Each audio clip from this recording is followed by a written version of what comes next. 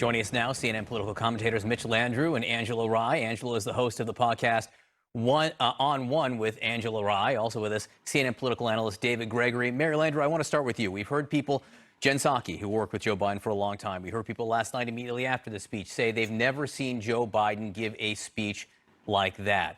My question is, what has it changed? Who did it impact? And where does it put the race this morning? Well, I thought the vice president did an excellent job last night, and he did what he had to do to show America what it would look like if he were the president.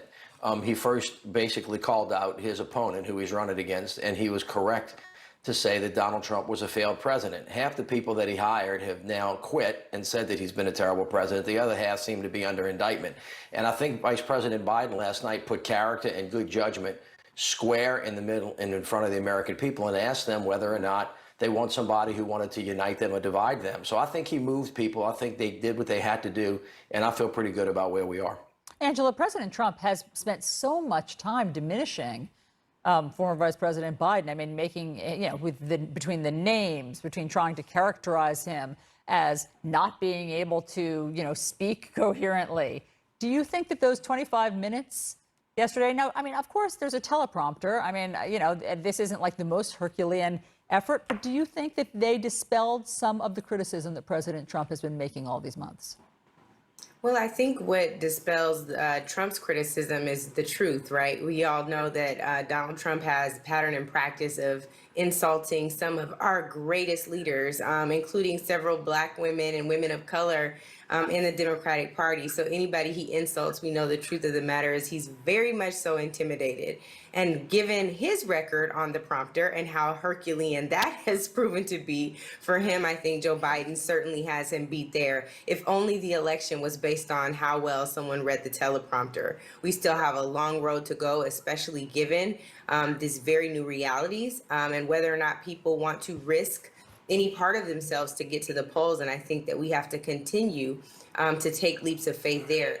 To Joe Biden's point, there are no miracles coming for coronavirus, but we're going to need some to get people out to the polls, given the set of circumstances that we're all facing right now, including the fact that the post office has somehow become partisan. And to that end, the Postmaster General has to testify, at least virtually today, before Congress. David Gregory, I don't want to make too much of the tactical mistake the Trump campaign by setting the bar so low for Joe Biden. But you and I both covered George W. Bush together, and the Gore team to this day regrets setting the bar so low for George W. Bush, suggesting that he wasn't up to it, going after his intelligence, because it made it so easy for him to cross that bar. And it's a thing, because Joe Biden wasn't sleepy last night, to use a word that the president used, and I shouldn't even necessarily repeat. Joe Biden did meet the moment there, and it is something now that I imagine the Trump campaign has to deal with.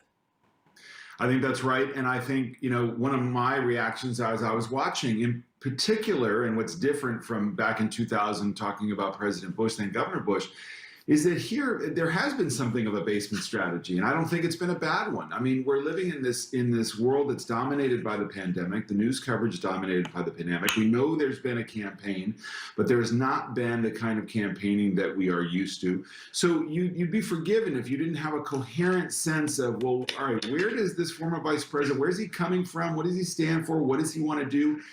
I give the Democrats credit. They produced a show of force that was tightly constructed, well laid out, it was unified, and to your point, that was a former vice president who was strong, who was sharp, who was decent, who was empathetic, and who made it very clear what this campaign is about.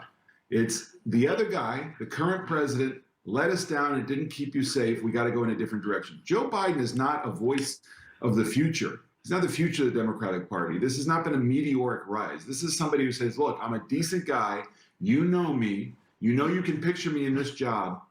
I can transition us to a more normal place, which a lot of Americans are looking for. Right. I thought that comes through more strongly than even some of the divisions we know are there, and some of the criticisms will come about the modern Democratic Party.